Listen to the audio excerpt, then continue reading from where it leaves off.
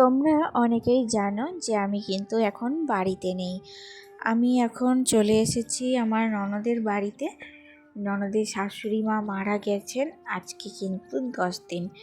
আজকে হচ্ছে কামান।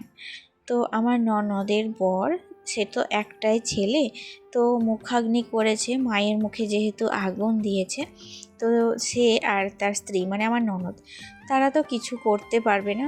এমনকি তাদেরকে ফল কেটে দেওয়া, ফল জল খাচ্ছে যেহেতু, তো তাদেরকে ফল কেটে দেওয়া, তাদের মানে খাওয়ার বাসনগুলো ধুয়ে দেওয়া, তো টুকিটাকি কাজ বাড়িতে থাকতে গেলে যেটুকু করতে হয় আর কি, সেই সমস্তটাই কিন্তু ওরা কিছুই করতে পারে না। তো আমি তো এসেছি কালকে রাত্রিবেলায়, তো কালকে রাত্রিবেলাতেও এসে টুকিটাকি করেছিলাম। আর আজকে সকালে এখন সবাই চলে গেছে ঘাটে, আর বাড়িতে শুধু আমি আর আমার ছেলে। তো এখন আমি কি করছি দেখো, আমি কিন্তু দুয়ার বারান্দা সমস্তটা ঘর একটু ঝাড়ু দিয়ে নিচ্ছি। তো এখন তো বাসি ঘরগুলো ঝাড় দিয়ে নিচ্ছি, তারপরে আবার খাওয়া দাওয়া করতে হবে। ওদিকে তো শ্রাদ্ধের কাজ চলছে। তো শ্রাদ্ধ তো ঠিক না, ওই ঘাট কামান হচ্ছে আর কি, ঘাটে যে কাজটা হয় সেই কাজটা। তো ততক্ষণ মানে যতক্ষণ ঘাটে কাজ হবে ততক্ষণ কিন্তু বাইরে এদিকে আমার রান্না বান্না কিছুই চাপবে না। তো আমি দেখলাম যে কি করব বেকার বসে থেকে, তো সেই কারণে আমি কিন্তু এখন বারান্দাটা আর তারপরে কিন্তু একটু মুছে নেব। আসলে যতই হোক বাড়িতে বাসি বারান্দা বাসি ঘর দুয়ার থাকলে নিজেকেই কেমন একটা খারাপ দেখায়, তাই না? আমি যে বাড়িতেই থাকি না কেন সেই বাড়িটাই কিন্তু নিজের মতো করে পরিষ্কার রাখার চেষ্টা করি। তো ওই যে কদিন গিয়েছিলাম বাবার বাড়ি, তো সেইখানেও কিন্তু আমি সেরকমভাবেই পরিষ্কার করতাম, আর এখানেও কিন্তু আমি ঠিক একই রকমভাবে নিজের বাড়ির মতনই সবটা পরিষ্কার পরিচ্ছন্ন করে রাখার চেষ্টা করছি। মানুষের মৃত্যু কিন্তু খুবই একটা অস্বাভাবিক ব্যাপার, জানো তো। মানে হঠাৎ করেই যে মানুষটা চলে যাবে ভাবতে পারেনি। তো মানুষটাকে আমি দেখেছি নিজের চোখের সামনে ঘুরে বেড়াতো, কাজ করতো, সবই করতো, কিন্তু এইরকমভাবে যে হঠাৎ করে মানে মারা যাবে আমি কিন্তু সত্যিই স্বপ্নেও মানে কল্পনাই করতে পারিনি। তো যাই হোক, কিছু তো করার নেই, ভগবানের ওপর তো আর আমাদের হাত নেই। মারা গিয়েছেন, তো তার কাজটা এখন যাতে ভালোভাবে সুষ্ঠুভাবে সম্পন্ন হয়, তো আমরা সবাই সেটাই চেষ্টা করব। তো আমাকে যেহেতু পাঠিয়ে দিয়েছে, তো আমার বাড়ি থেকে তো হাজব্যান্ড প্রতিদিন একবার করে আসছে এবং বাড়ি চলে যাচ্ছে, এরকম করছে। তো বাড়ির কেউ কিন্তু আসতেই পারেনি। তো বাড়ির কেউ মানে বলতে আমার ননদ, শাশুড়ি, শ্বশুর সব তো বয়স্ক, কে আসবে, সেই কারণেই আমাকে পাঠিয়ে দিয়েছে। তো আমি এখন 4-5 দিন কিন্তু এখানেই থাকবো। তো কাজ কাম সমস্তটা পার করে তারপর বাড়ি যাব। তো ছেলের তো স্কুল কামাই হচ্ছে বন্ধুরা, তোমরা জানো। এই তো কয়েকটা আগের দিন মানে বিয়ে বাড়ি থেকে ঘুরে এলাম, তো হঠাৎ করে এই বিপদটা হলো, তো সেখানেও চলে আসতে হলো। স্কুল তো কামাই হচ্ছেই, কিন্তু কিছু তো করার নেই, কি করব। তো বাড়িতে তো এই কতজন লোক, তো আসতে তো হবেই, তাই না? না এলে আবার ধরো এটাও তো একটা মেয়ের শ্বশুর বাড়ি, তো সেখানেও তো কথা হবে না এলে। এখন আমাদের বর্তমান সমাজে কিন্তু এটাই কিন্তু মানে তোমার কাজ পূর্ণ হোক কি না হোক, কথা কিন্তু হবেই। পাশের ভাই ভাইয়া যত জ্ঞাতি গোষ্ঠী আছে সবাই কিন্তু তোমার খুঁত ধরতে ছাড়বে না, তোমাকে কিছু না কিছুতে খুঁত পেলেই সেটা নিয়েই যাতে একটা অশান্তি সৃষ্টি হয়, কাজটা যাতে সুষ্ঠুভাবে সম্পন্ন না হয় সেই চেষ্টাই করবে। তো তারা তাদের মতো কাজ করবে, কিন্তু আমাকে তো মানে আমি যতই চেষ্টা করি যে সুষ্ঠুভাবে কাজটা কমপ্লিট করব, কিন্তু কিচ্ছু করার নেই, সুষ্ঠুভাবে কাজ কমপ্লিট করার জন্যই তাদের জ্বালা। তো যাই হোক, এদিকে দেখো আমার কিন্তু সমস্ত রান্না জোগাড় কমপ্লিট হয়ে গেছে। তো রান্নার জন্য আমি এদিকে আমার তো এখানে ধরো হলুদ দেওয়া সাদা তরকারি রান্না হবে, তো সেই কারণে আমি পোস্ত বাটা রেখে দিয়েছি। আর এটা হচ্ছে আলুর একটু চচ্চড়ি করেছি মুড়ি খাওয়ার জন্য।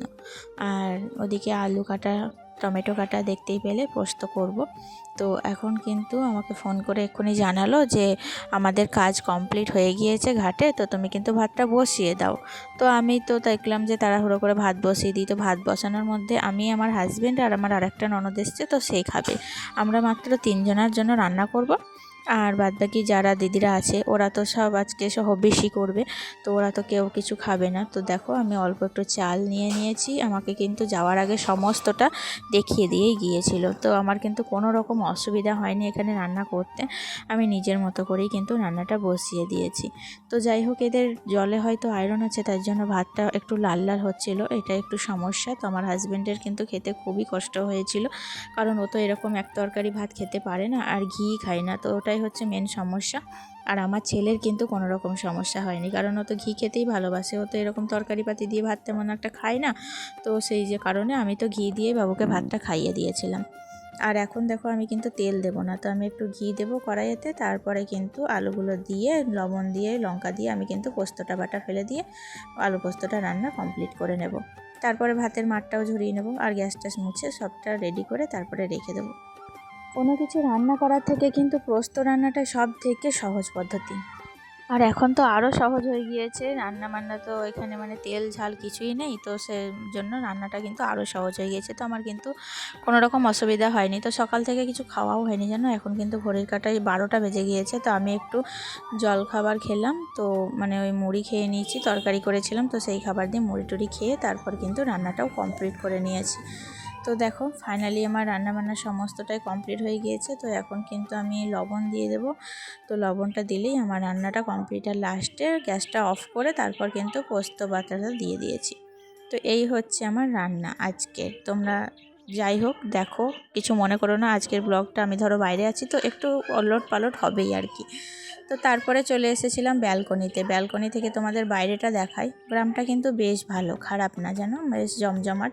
পাশে আসে ঘন বসতি আছে। আর এই যে নিচে সামনে কিন্তু দুর্গা মন্দির, আর দুর্গা মন্দিরের সামনে এখানেই কিন্তু প্যান্ডেলের কাজ চলছে, বাঁশ পোতাপতির কাজগুলো চলছে। আর আমি যেখানে দাঁড়িয়ে আছি ব্যালকনিতে সেখানেও কিন্তু প্যান্ডেল করা হয়েছে। তো সেখানেই হবে শ্রাদ্ধের কাজ আর নিচে হবে খাওয়া দাওয়ার কাজ। তো দেখো এইদিকে বাস সাইডে কিন্তু খুব সুন্দর একটা মন্দির আছে। আমি নিচে থেকে তোমাদের মন্দিরটা অবশ্যই দেখাবো, এখন ওপর থেকেই দেখাচ্ছি।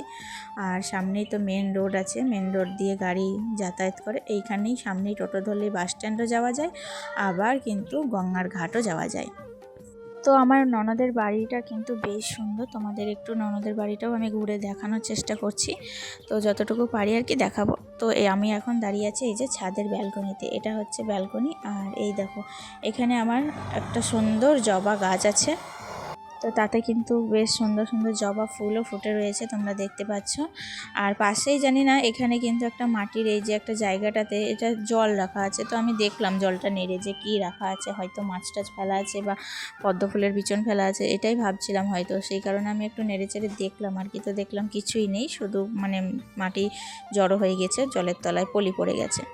তো এটা হচ্ছে আমার ননদের ওপরের কিন্তু ডাইনিংটা, দেখো বেশ বড় একটা রুম। আর বাবু এই যে মাটির না, ওই কার্টুনের যে বাড়িগুলো হয় না, তো সেইগুলো নিয়েই খেলানা করছে। আর এই চলে গেল, এটা হচ্ছে নিচেতলা সিঁড়ি, আর ওটা হচ্ছে 3তলা যাওয়ার সিঁড়ি। তো এখন দেখো আমি তোমাদের একটা বেডরুম দেখাই। বেডরুম এই যে দরজাটা খুলবো, দরজাটা খুললেই কিন্তু সামনে বেডরুম আছে। আসলে ওপরে আমাদের একটাই রুম, কারণ এখানে ওই যে বড় একটা ডাইনিং আছে, তো এখানেও মনে করলে কিন্তু আমাদের শোয়া হবে, সমস্তটাই ঘেরা। আর এই যে এদিকে যাচ্ছি, এদিকে গিয়ে কিন্তু এই যে বাঁ সাইডে রয়েছে টয়লেট বাথরুম, আর এটা সামনে কিন্তু একটা গেট, এটা করলেও কিন্তু একটা ছাদ পাওয়া যায়। তো ওই ছাদটা আমার ননদের না, তবুও কিন্তু ছাদটা পাওয়া যায়, তো গেটটা করে রেখেছে। আর এই হচ্ছে এটা বাথরুম, পায়খানা, টয়লেট আর কি।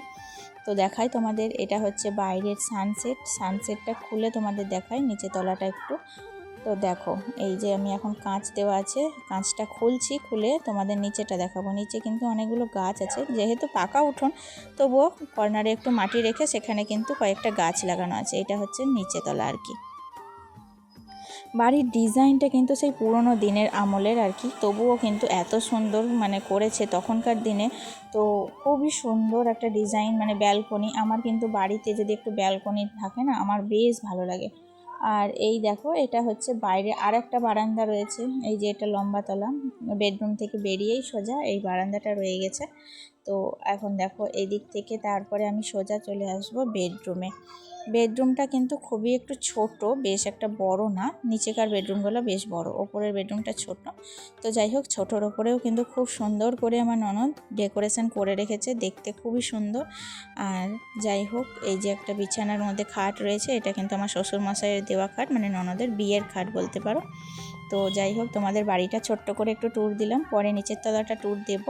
তো তোমরা সঙ্গে থাকো বন্ধুরা। তাহলে আজকের মতো ভিডিওটি এখানেই শেষ করছি। বুঝতেই পারছো ভিডিওটা একটু ছোট্ট হচ্ছে, আমি যেহেতু নিজের বাড়িতে নেই, তো সেই কারণে তোমরা অবশ্যই আমাকে সাপোর্ট করো, পাশে থেকো, কমেন্ট করো। দেখা হচ্ছে নেক্সট ব্লগে। টাটা, আবার আসি, দেখা হচ্ছে।